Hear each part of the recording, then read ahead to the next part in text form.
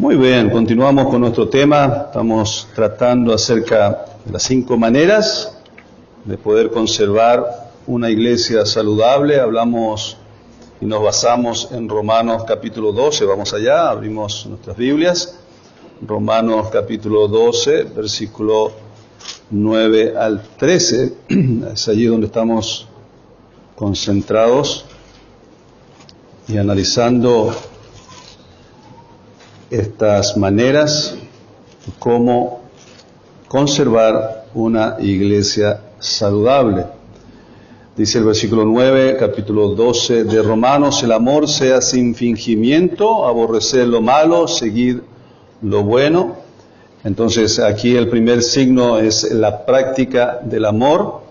Versículo 10, amaos los unos a los otros con amor fraternal, en cuanto a honra, prefiriéndoos los unos a los otros, hablando acerca de la humildad, que es otro signo, otra manera de mantener, conservar una iglesia saludable, la práctica del amor, la humildad. Versículo 11 es lo que vamos a continuar en esta mañana y vamos a orar para hacerlo. Señor, te damos gracias nuevamente en esta mañana y ahora frente a tu palabra. Rogamos, Señor, el ministerio del Espíritu Santo para que podamos discernir, entender, Señor, llegar a la comprensión de la Escritura Sagrada. Señor, venimos ante tu Espíritu, Señor, porque es el autor de la Escritura, rogando, Señor, que nos dé la luz, el entendimiento, Señor, para que podamos también hacer ajustes en nuestras vidas, quitar aquello que molesta, y agregar, añadir aquello que contribuye a nuestro crecimiento. Oramos, Señor, que estas señales, estos signos de una iglesia saludable sea nuestra atención desde ahora en adelante y que todo el año, Señor, podamos trabajar en ello, mejorando nuestra calidad como cristianos, como hijos tuyos, sabiendo, Señor, que estamos en un mundo de perdición y se acerca la venida de Cristo. Señor, ¿cuánto más es necesario que las iglesias sean saludables hoy, Señor? Oramos pidiendo tu ayuda.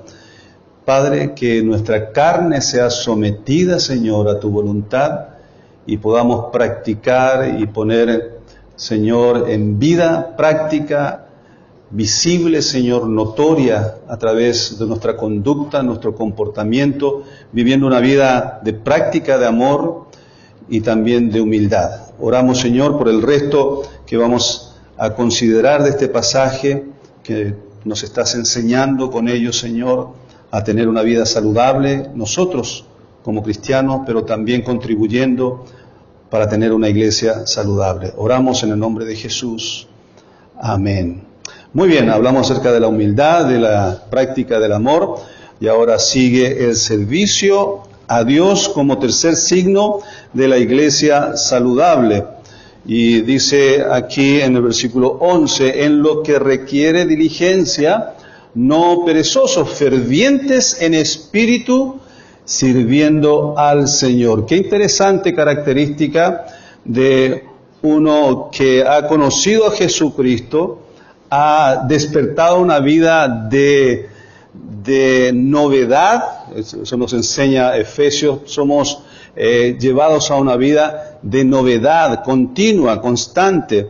Es una vida de abundancia. El Señor dijo que en su interior, aquel que confiare en Él, en su interior correrán ríos de agua muerta viva. Entonces habla de una característica típica, de una cualidad, una virtud que está relacionada en aquellos que conocen al Señor Jesucristo como Salvador. Amén. Entonces aquí encontramos otra característica, otro signo, que es el servicio a Dios. En lo que requiere diligencia, no perezosos. Cuando hablamos de ser diligente en la obra de Dios, obviamente que no podemos ser perezosos a la hora del trabajo, a la hora del servicio. Y agrega otra característica más: fervientes en espíritu, sirviendo al Señor. El apóstol Pablo nos llama a ser diligentes diligentes. Entonces, aquí vemos algunas cualidades, descripciones acerca de la diligencia y del servicio en la obra del Señor. El Señor nos llama en una manera urgente a lanzarnos como de cabeza, con entusiasmo, a ser diligentes, apasionados, ser fervientes en la obra de Dios y no ser unos vagos espirituales, no perezosos. Esto es un gran reto porque la generación de hoy es una generación apática, ¿cierto? Cómoda, light. Todo es al estilo microondas, ¿verdad? Tiene que ser rápido la cosa. Se aprieta un botón y todo el mundo desea las cosas rápidas, cómodas, light. Entonces está instalado en nuestra mentalidad de esta generación una vida de comodidad, de descomprometida, de indiferencia. La gente de hoy no quiere trabajar para Dios, no quiere comprometerse, no quiere servir a Dios.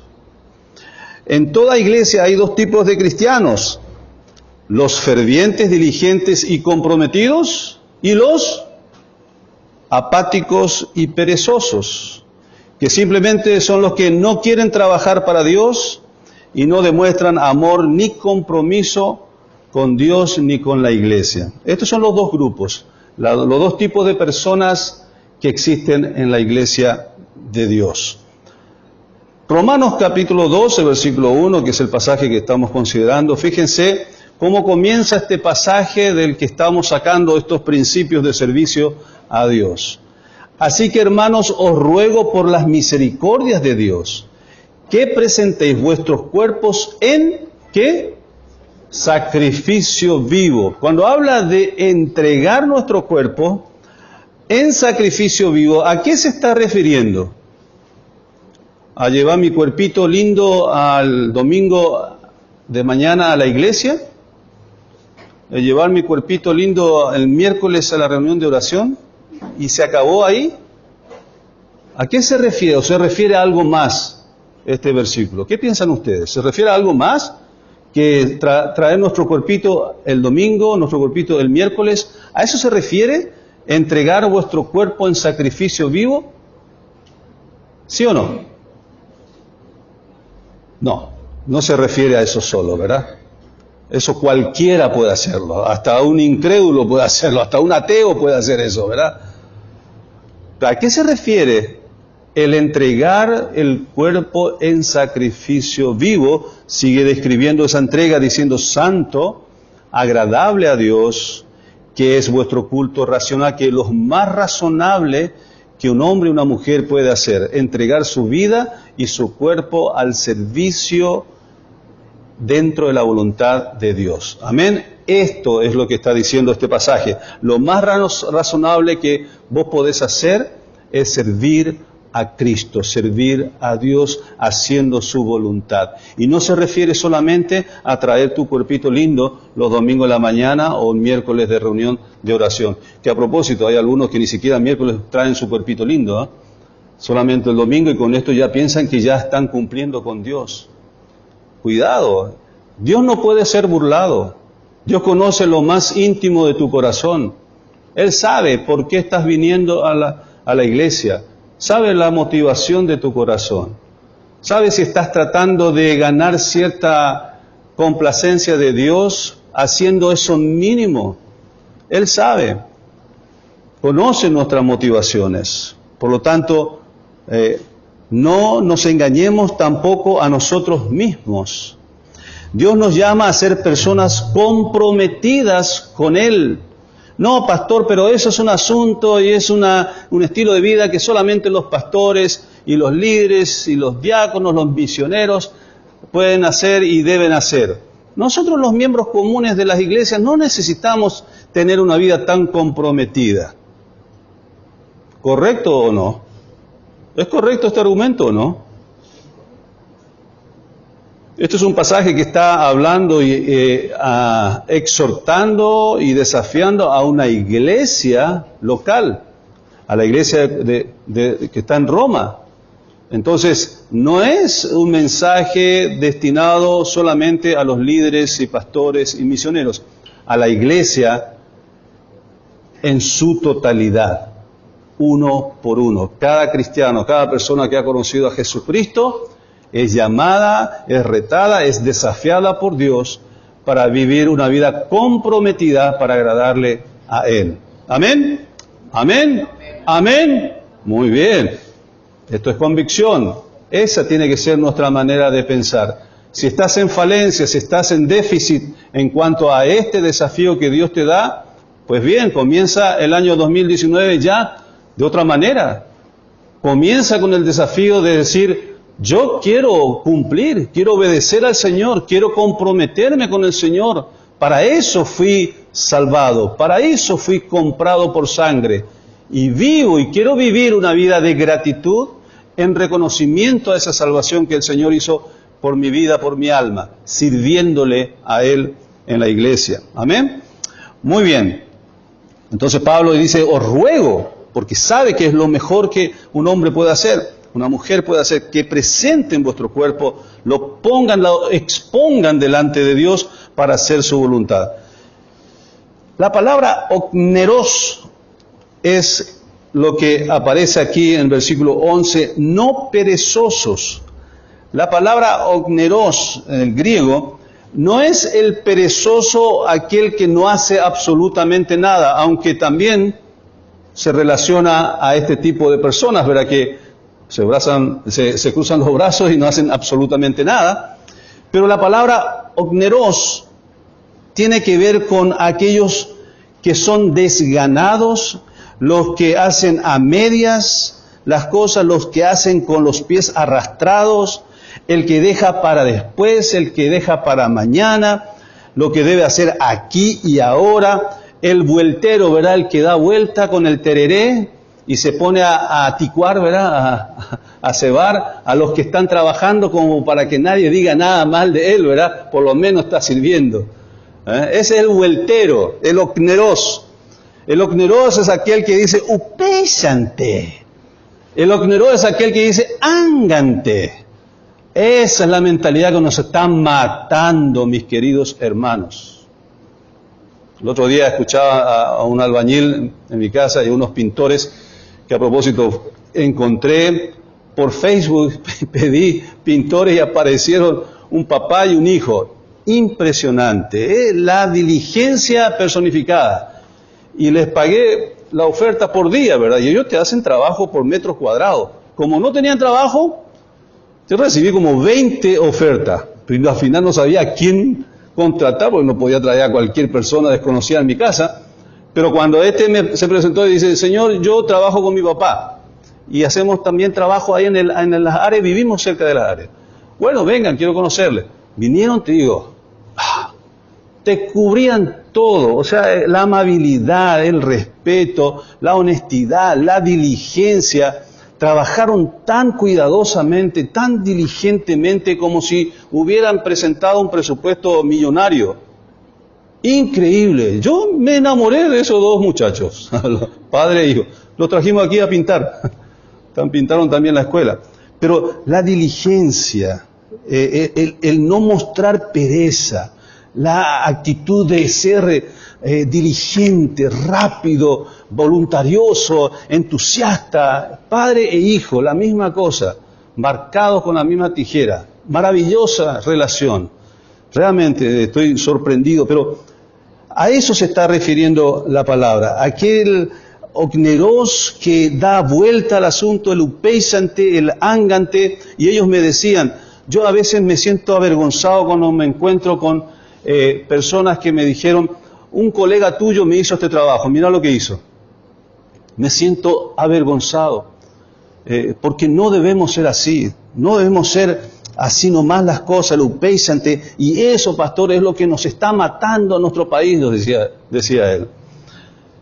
El upéchante, el okneros, a eso se está refiriendo. Entonces, cuando requiere diligencia, y la obra de Dios, mis queridos hermanos, requiere diligencia, demanda diligencia. No podemos hacer las cosas con una mentalidad de vueltero, de upéchante, de ángante. No podemos servir así, de esta manera, a nuestro Dios. El Señor nos dio el ejemplo y el modelo de servicio. Entregó su vida hasta la última gota de sangre. ¿Qué has hecho tú para servir al Señor y mostrarle en gratitud lo que Él hizo por ti? Aún en el servicio en la iglesia, ¿cómo estás haciéndolo? ¿Cómo le estás sirviendo? ¿Estás dando vuelta y vuelta para eludir, para evadir? Necesitamos examinarnos. Y si hay cosas en mi corazón que no están conformes a la demanda de la obra de Dios, de mi Señor, en cuanto a mi servicio a Él, entonces pues tengo que corregirlo. Si soy perezoso, si soy voltero, si estoy dando la vuelta, si quiero dar la impresión de que no soy un perezoso total, pero que soy un ogneros, eso también se nota, ¿eh? Se nota el ogneros. Se nota. Cuando lo viste ahí en un ratito trabajando con esfuerzo y después ya 2 horas está tomando tereré. Estos son los ogneros. Con esto no avanzamos ni a una sola cuadra. Con estos ogneros no se avanza en la obra de Dios y Dios lamentablemente no va a bendecir una obra, una iglesia así. Una iglesia con ogneros es una iglesia enferma. Es una iglesia no saludable. Para esta diligencia se necesita un espíritu ferviente, con ardor. Un teólogo decía esto, también fue misionero, C.S. Mills. Él decía, el cristiano debe ser una persona con fuego en las venas. Con ardor en las venas. Así tiene que ser el cristiano. Tiene que vivir una vida de entusiasmo, de entrega, de pasión. Una persona con fuego en las venas, con todo su ser ardiendo por la causa de Cristo. ¿Vos estás ardiendo por la causa de Cristo? ¿O estás ardiendo por tu trabajo? ¿Estás ardiendo por tus metas? ¿Estás ardiendo por tu proyecto? ¿Por ganar más dinero? ¿Por ser más churra? ¿Por ganar más reputación? ¿Cuál es tu ardor? ¿A dónde apunta tu pasión? ¿A dónde? ¿Demostrar una imagen en este mundo? ¿Cuál es tu ardor? Decime si tu ardor es la causa de Cristo. Decime si tu pasión es la causa de Cristo. Sé honesto contigo mismo, contigo misma. ¿Es mi ardor, es mi pasión la causa de Cristo? ¿Es mi ardor, mi pasión por lo que Cristo está apasionado? ¿En dónde estoy yo entonces parado en este mundo como hijo de Dios? Esto revela realmente quién sos. Revela tu pasión, por dónde está dirigido o depositado o enfocado tu pasión. Esto define tu persona, esto define tu corazón.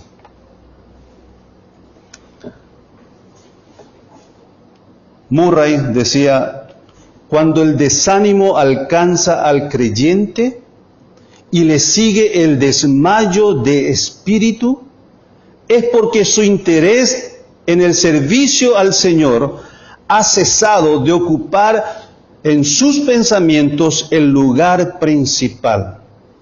Cuando el desánimo alcanza al creyente, cosa que es muy habitual esto, ¿sí o no?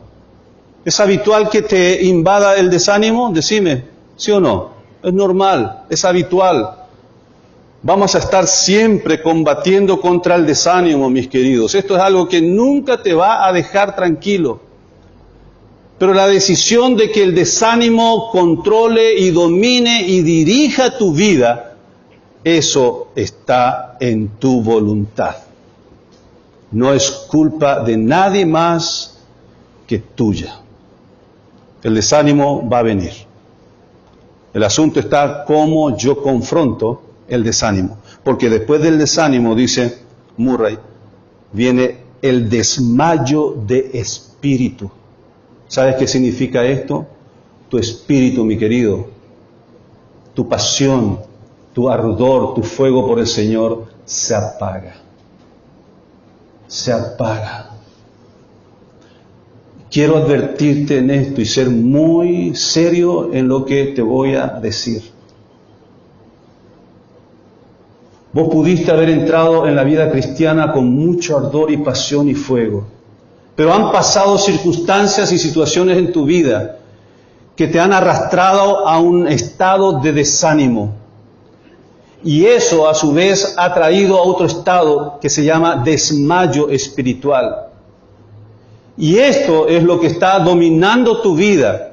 No estás logrando tener ese mismo fuego que al principio. No estás logrando tener la misma pasión y ardor por Cristo y por su causa como al principio. Ya no hay fuego en tus venas. No hay ardor en tus venas. Y es porque el diablo te ha engañado. Es porque tus pecados te han engañado. Y no es la voluntad del Señor que sigas en ese estado. Porque si sigues de esta manera, terminarás por completo fuera de la voluntad de Dios, de la obra de Dios y de los propósitos de Dios. Y vas a formar parte de la gran lista de personas que son totalmente inútiles para Dios.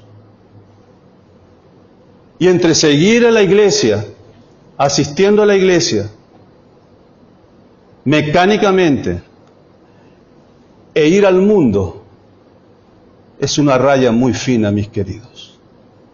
Es una raya casi invisible. Por eso, un día para otro, alguien de la iglesia dejó de venir y ya está en el mundo. Porque venía arrastrándose a la iglesia, desanimado, con desmayo espiritual, sin fuego en sus venas.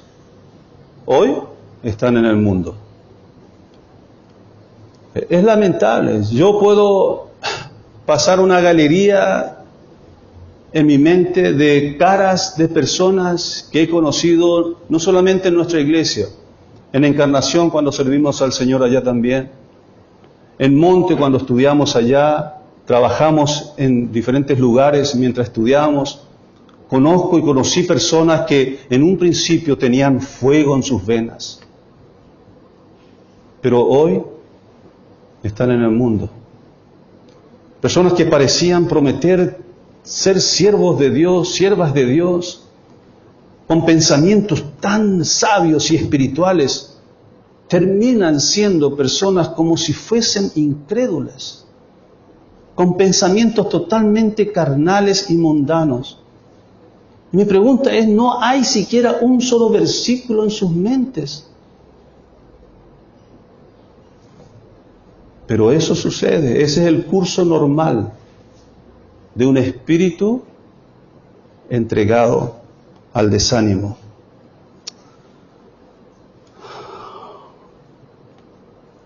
Verdades importantes sobre el servicio a Dios. Vamos a considerar hasta donde podamos verdades importantes sobre el servicio a Dios. En primer lugar, servimos de acuerdo con la voluntad de Dios, no la nuestra. Servimos conforme y en acuerdo con la voluntad de Dios, no por nuestra voluntad. En el camino a Damasco, Jesús le dijo a Pablo, se te dirá lo que debes hacer. ¿Se acuerdan? En Hechos 9:6, se te dirá lo que debes hacer. Pero ¿cuál fue la pregunta o la expresión de Pablo antes que Jesús le dijera esto? ¿Qué quieres, Señor, que haga? Apenas convertido el apóstol Pablo, manifestó una voluntad entregada, sacrificada, sacrificó su voluntad para hacer la voluntad de Cristo. ¿Sabe que el recién convertido, vos también, cuando recibiste a Cristo, nadie tenía que enseñarte acerca de hacer la voluntad de Dios, ¿cierto? Todos sabíamos. No había necesidad de hacer un curso intensivo de 3 meses para saber de que yo estoy entrando a una vida en donde ya mi voluntad no tengo que hacerlo, porque ya experimenté todo lo que fue mi vida haciendo mi propia voluntad. Coherencia, ¿cierto? Razonamiento rápido, y más todavía con la ayuda del Espíritu Santo, esto era más que claro. Y uno entra en la vida cristiana sabiendo que hacer su propia voluntad es un fracaso total, absoluto y rotundo. Entonces, el recién convertido entiende y sabe, está convencido que tiene que hacer la voluntad de Dios de ahora en más. Las cosas viejas pasaron, he aquí son todas hechas nuevas, haciendo la voluntad de Dios. El problema es que seguimos insistiendo en esta nueva vida en Cristo, de que podemos hacer nuestra propia voluntad y salir victoriosos. ¿Qué? Hay que reírse, hermanos, con este pensamiento. Tenemos que burlarnos de ese pensamiento. ¡Ay, qué estúpido, qué tonto que soy! ¿Cómo puedo pensar en una manera así? Pienso que yo voy a hacer mi propia voluntad y todo me va a salir bien. ¡Qué ridículo! ¡Ah! ¡Qué loco que soy! Amén. Hay que reírse de eso. Porque es una burla, es una mentira del mismo diablo. El padre de mentira pone eso en nuestra mente. Ya no más. Servimos de acuerdo a la voluntad de nuestro Dios, no a la nuestra. Debemos buscar la dirección y el tiempo del Señor. Y cuando se trata de elegir ministerio, cuando se trata de servir al Señor en la iglesia, tampoco yo estoy eligiendo el lugar. Me encanta cuando miembros de nuestra iglesia se le dice, y sabemos que están dispuestos a servir al Señor, y se le dice, mi querido, sería posible si nos pudieras ayudar en esta necesidad, estamos queriendo designarte esa tarea, y dice, pastor, hermano, estoy aquí para hacer la voluntad de Dios. Y lo toman así. La designación lo toman como la guía de Dios, como la voluntad de Dios. Él no lo escogió, no decidió por esto, pero está dispuesto a hacer la voluntad de Dios y se somete a eso. ¡Qué linda actitud! Esto habla de humillación, habla de renuncia, habla de sacrificio vivo, santo, agradable a Dios.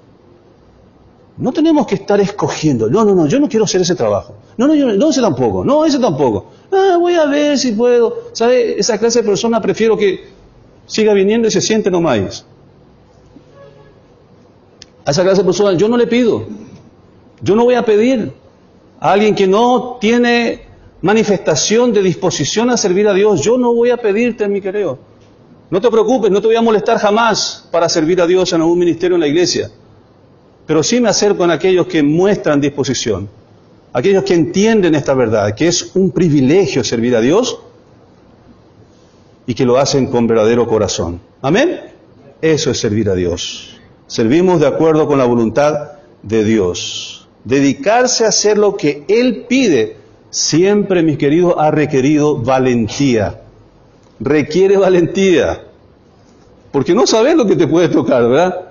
Pero lo aceptás, lo recibís de Dios, como viniendo de Dios, pero no sabes lo que va a acontecer después. Estás dispuesto a servir a Dios, y esto es valentía. En algo que no sabes, no conoces, esto es valentía. Esto es servir de acuerdo a la voluntad de Dios y no a la nuestra. Segundo, servimos conforme a nuestros dones, no a nuestras habilidades innatas. Filipenses 3, 4 al 9. Interesante lo que el apóstol Pablo menciona aquí. Filipenses 3, 4 al 9. Acerca de sus habilidades. Dice, aunque yo tengo también de qué confiar en la carne, en mis habilidades. Si alguno piensa que tiene de qué confiar en la carne, yo más, circuncidado al octavo día, del linaje de Israel, de la tribu de Benjamín, hebreo de hebreos, en cuanto a la ley fariseo, en cuanto a celo perseguidor de la iglesia, en cuanto a la justicia que es en la ley irreprensible. Pero cuántas cosas eran para mí ganancia, de reputación, de imagen, las he estimado como pérdida por amor de Cristo.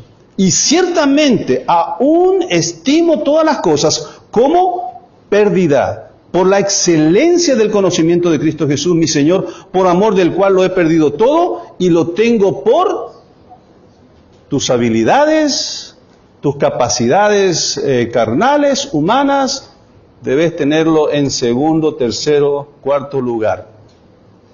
Porque lo que hay que enfatizar allí son las capacidades que Dios te ha dado para servir en la iglesia. ¿De qué estamos hablando? ¿De qué hablamos? Los dones, los dones, los dones.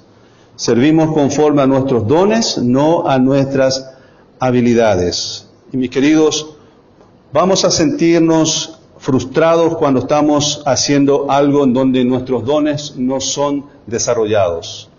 Va a haber frustración. Pero es bueno también experimentar en todas las áreas posibles en el servicio en la iglesia.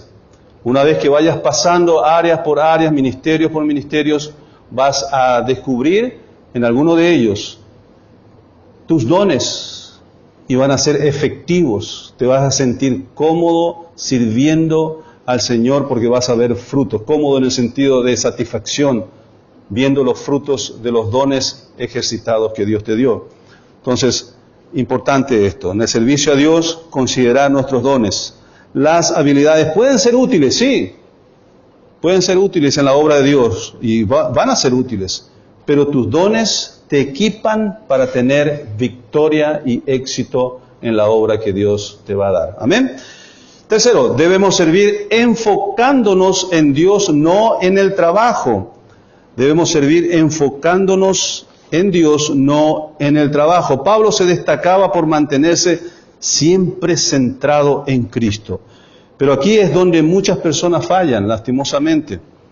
Somos atrapados muchas veces por las responsabilidades, buscando los elogios, buscando reconocimiento, buscando el aplauso de las personas y estamos, como dice Colosenses, errando y sirviendo a los ojos de los hombres. Y esto es muy también habitual en nosotros, buscamos reconocimiento. Y esto es algo que continuamente tenemos que enfocarnos. Continuamente tenemos que ver cuál es la motivación por el servicio que estoy dando al Señor. ¿Busco la aprobación de los hombres o la aprobación de Dios? Debemos enfocarnos entonces en Dios, no en el trabajo en sí. Entonces, cuidado, porque si no vamos a dejar de enfatizar los objetivos de Dios, los propósitos de Dios. Hay personas que están dedicados tanto a los ministerios que se olvidan de las almas perdidas. Muchos que están dedicados al trabajo del ministerio y se olvidan que tienen que tener un devocional en las mañanas y dedicar tiempo a la oración, a la comunión con Dios. Entonces, ¿sabes qué importante es el ejercicio de los ministerios en tu iglesia local? Si desarrollaste el ministerio el año pasado, yo creo que experimentaste lo que es servir en una forma vacía, hueca y mecánica. ¿Sabes qué es esto? Es el resultado de haber desenfocado tu atención del Señor y de la comunión con Cristo. Ese es el resultado. Una vida de servicio mecánica, vacía, hueca, cuando yo estoy apartado de la presencia de Dios. A esto se está refiriendo este punto. El servicio a Dios tiene que mantenerte continuamente cerca de la fuente de la vida, que es Cristo Jesús. Cuando te alejas, vas a seguir sirviendo a Dios en la iglesia, en el ministerio, pero vas a experimentar un vacío y lo vas a hacer en forma mecánica.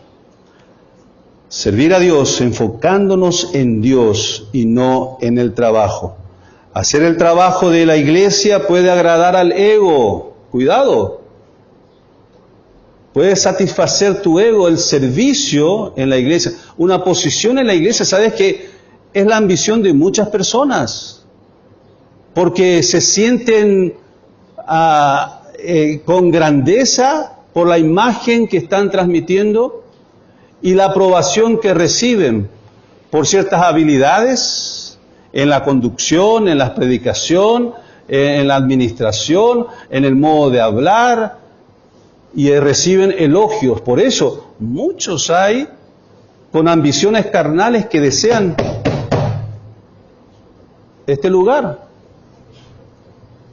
Pero es algo que continuamente debemos estar examinando nuestros corazones, nuestra motivación, como dije al principio. Pero nuestro enfoque tiene que estar siempre en el Señor, en mi comunión con Dios, en estar enfatizando lo que a Dios le importa, le interesa. El trabajo de la iglesia puede agradar al ego, pero también agota al cuerpo cuando el enfoque es el trabajo, cuando el enfoque es el ministerio y no el Señor. Si nos mantenemos enfocados y servimos con nuestros dones, el servicio va a ser satisfactorio. Cuando estamos enfocándonos en la presencia, en la comunión con el Señor, todo va a ser quizás difícil, doloroso, pero vamos a poder superarlo con gozo en nuestros corazones. Es la gran diferencia. ¿Sabe una de las luchas que tiene nuestro hermano Félix Centurión? Y no solamente él, sino todos aquellos que están comenzando una nueva obra, una nueva iglesia. No es fácil. Vos estás trabajando durante la semana, predicando el Evangelio, llega el domingo, esperás los frutos de tu trabajo y viene uno, o vienen dos, o no viene nadie. Cuando empezamos nosotros aquí la iglesia, nos sentábamos con Alejandra y Sergito, que era chiquito, y yo me paraba enfrente del púlpito y esperaba las 9 de la mañana, nadie. 9:05, nadie, estaban ahí mi esposa, mi hijito, y todavía teníamos como 20, 25 sillas, mucha fe, sobrada la fe. Pero ahí está ahí. Yo decía, o me entrego al desánimo, o pongo fuego en mis venas. Y dijimos con Alejandra, hagamos como si el salón estuviera lleno. Vamos a imaginarnos que el salón esté lleno. Y siéntense ahí, y yo agarraba mi programa y desarrollaba todo el programa, dirigía las canciones, le poníamos fuego a nuestras venas. Terminábamos contentos y gozosos. Después, a la hora de cantar bienvenidos, ahí nos saludamos. Bienvenidos, bienvenidos. Recorríamos otra silla por ahí. Nadie, pero gozosos sirviendo al Señor. Porque sabíamos que servíamos al Señor. Las puertas estaban abiertas para todo aquel que quisiera venir a escuchar la palabra y a conocer a Dios. Nosotros estábamos haciendo el trabajo, pero enfocándonos en la obra de Dios. Eso mismo le compartía a mi hermano Félix Centurión, porque yo sé lo que se siente. He experimentado lo mismo, pastor. Y yo no le llamo para saber, nunca le pregunto esto, ¿cuántas personas hubo el domingo? Jamás. Nunca, porque para mí no es el enfoque. El enfoque es lo que ellos están haciendo durante la semana. Félix, Adela, ustedes están haciendo el ministerio, sirviendo al Señor, porque la cantidad de gente en una iglesia no define tu servicio, tu ministerio. Ese no es el verdadero resultado. El resultado es el haber servido al Señor con todo tu corazón y haber predicado el Evangelio sin vergüenza, a diestra y a siniestra. Eso es lo que define a un verdadero siervo de Dios. El resultado en la iglesia, el fruto en la iglesia, Dios lo va a dar conforme a su voluntad. Y estoy bien y muy bien y satisfecho con esta verdad. Amén. Debemos servir enfocándonos en Dios, no en el trabajo. Y sabe, me da gozo escuchar a Félix. Cada vez que hablamos ahora, él no me cuenta de la iglesia el domingo, él me cuenta lo que hizo durante la semana. Estuvimos en la casa de fulano, y sabes que fulano recibió a Cristo, y sabes que el hijo y el hermano y el compañero ahora quieren un discipulado. Y el día domingo, ¿qué hace un misionero, un pastor? Abre las puertas de la iglesia y espera a aquellos que fueron impactados durante la semana. Si han deseado, han decidido venir, estamos ahí dispuestos para hacerles de bendición. Ese es el trabajo en el servicio a Dios. Muy bien. Cuarto, sirviendo con mis pensamientos, palabras y obras. ¿Qué pasa si estás muy atareado en las labores y afanes de la vida? Trabajos seculares, como Josecito que se levanta a las 4 de la mañana, hasta las 6 de la tarde en una fábrica que era de manteles, ¿verdad? Ahí parado, frazado, parado todo el tiempo, controlado, no puede hacer absolutamente otra cosa sino doblar, martel y fabricar todo eso. Ya tengo, gracias. Y luego obviamente llega a la casa planchado. Y después tiene que atender a Anita también, ¿no? ¿Qué hace? ¿Qué hacemos? ¿Cómo servimos a Dios con una actividad así? Si durante el día completaste todas tus listas, ¿verdad? Y vas tachando y terminaste tu día con algunas frustraciones, protestaste, te quejaste mientras realizabas tu tarea, murmuraste contra tus compañeros y no trabajaste con entusiasmo. ¿Sabes qué está diciendo este principio? Que tu servicio a Dios se extiende más allá de la iglesia local. Tu servicio a Dios también está allí en tu trabajo. Tu servicio a Dios también está allí en tu facultad, en tu colegio. Tu servicio a Dios está en cada segundo de tu día. Es servir a Dios. Tu servicio a Dios es someterte a tus patrones, a tus jefes, con buena actitud. Tu servicio a Dios es tener respeto a tus compañeros de trabajo. Tu servicio a Dios es mostrar un buen testimonio, honestidad, hablar verdad, no meterte en cosas pecaminosas con el mundo, entre tus compañeros. Eso es también servicio a Dios. Y vos sabés qué impacto estás produciendo en las vidas de esas personas que te observan. Tus compañeros seguro que hablarán de tu testimonio a sus parientes en sus casas. Tengo un compañero, tengo una compañera que parece de otro planeta. No se enoja, sus palabras son así justas, honesto, íntegro. Yo sé que puedo contar con ella. ¿Sabe que ellos hablan de vos? Ahora no sé qué dirán. ¿Será conforme a lo que vos estás mostrando?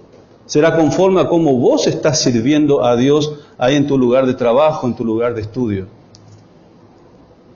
Eso es lo que transmitís sirviendo a Dios. Entonces, sirviendo con mis pensamientos, con mis palabras y con mis obras.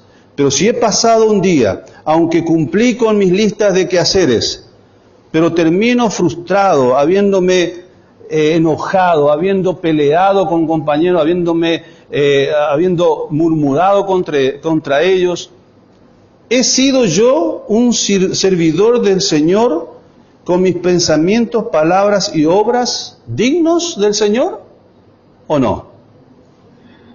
Por más que haya cumplido mis tareas en el día, esa actitud me saca, me quita, me resta el testimonio que podía haber mostrado para la honra y la gloria de Dios. ¿No te parece que es un buen principio también para practicar? El Señor en su palabra nos enseña justamente eso. En Efesios 6, acerca de las tareas y responsabilidad y la conducta que tiene que haber de los esclavos con sus amos. Y más todavía si tiene un amo que es creyente, con mayor razón. Buen testimonio, buen respeto, diligencia, voluntad para trabajar y esforzarse. Qué importante es este principio sobre el servicio, ¿verdad? Entonces, Eclesiastés 9:10 dice, todo lo que te viniere a la mano para hacerlo, hazlo con diligencia, hazlo conforme a tus fuerzas. Conforme a las fuerzas que Dios te ha dado, hazlo. O sea, ponele fuego a tus venas, empeño, esfuerzo, entrega, pasión por lo que se te ha encomendado.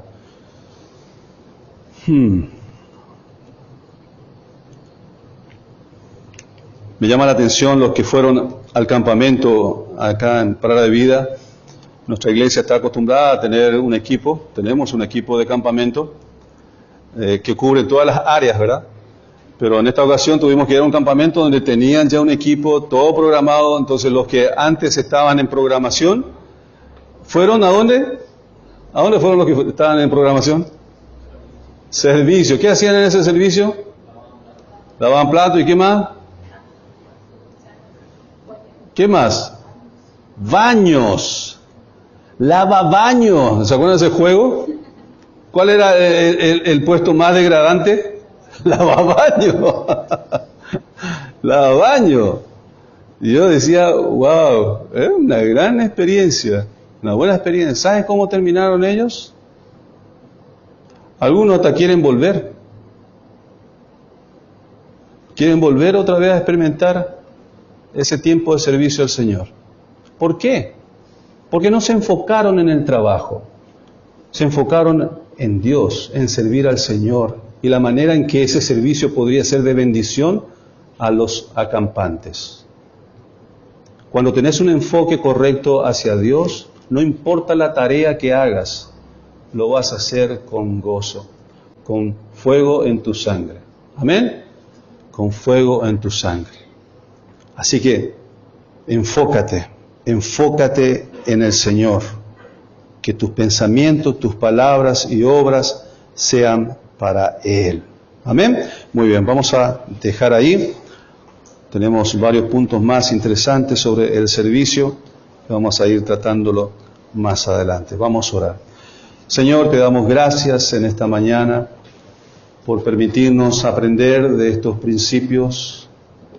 Perdónanos, Señor, porque a veces pretendemos servirte de una manera carnal, de una manera egocéntrica, de una manera perezosa, dando vuelta y vuelta, y lo hacemos a medias, olvidando a quién estamos sirviendo. Señor, perdónanos. Y Señor, en este año me dispongo a poner fuego en mis venas. Y esto es una decisión que yo tengo que tomar, de empeñarme, de entregarme diligentemente, porque tu obra requiere diligencia, requiere fervor, ardor, entrega, entusiasmo. Oh Señor, ayúdame a levantar esta voluntad en mí, este entusiasmo, este fuego en mí, porque sé que es tu voluntad, Señor. Y cuando lo haga, sé, Señor, que terminaré el año con grandes victorias, frutos en mi vida. Y eso es lo que quiero, Señor, en este año. Oro que me ayudes, Señor, a ser sabio en cómo servirte, Señor. Guardando estos principios, Señor, aplicándolo en mi vida y luchando así contra el desánimo.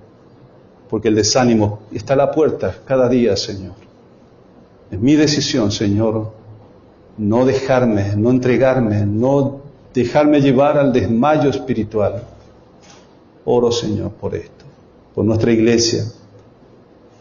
Es una iglesia con hombres y mujeres que experimentan fuego en sus venas, Señor, y no ogneros, buscando evadir, eludir el servirte. Señor, oramos por una iglesia saludable, en el nombre de Jesús. Amén.